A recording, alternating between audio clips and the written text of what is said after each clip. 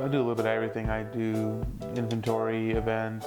I basically manage the winery. But my main role here is involved with the winemaking and selection of what we're going to make.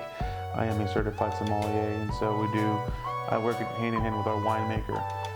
I also help people pick wines they're going to like. A lot of people, based on what they, if I ask them what do you normally drink, they'll tell me, and I can guide them down to wines that we have that they'll enjoy. So we make a lot of different wines every year. We just had a new cab come out.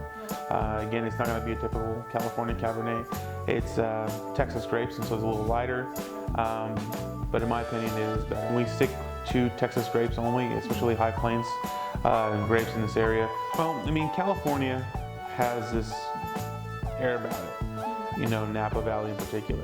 We're talking about 300 plus wineries in a small area, and to me that's just it's hard to discern what's a good wine compared to bad wine, but it's all about what you're growing.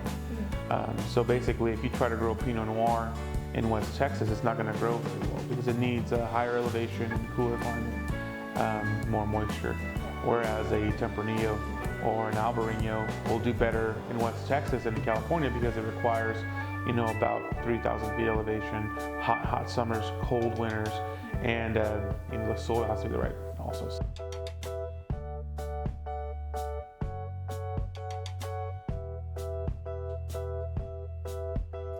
I'm owner wine grower, and the term wine grower encompasses the basic philosophy of the winery that wine is grown.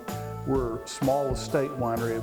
It's a philosophical title. My father and I purchased this farm in 1978. We planted vines here in 1979, and the winery was built in 1982. The reason this winery is where it is because of the way the grapes grow here.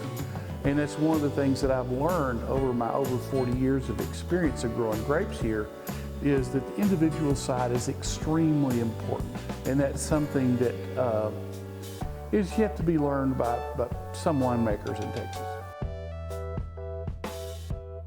Well, it's a little bit difficult to get to. As you can see, we're not really set up for formal tasting or very elaborate decor or anything, but it's really fun to be at the winery where the wines are made and the grapes are grown. It is a unique experience for a Texas winery.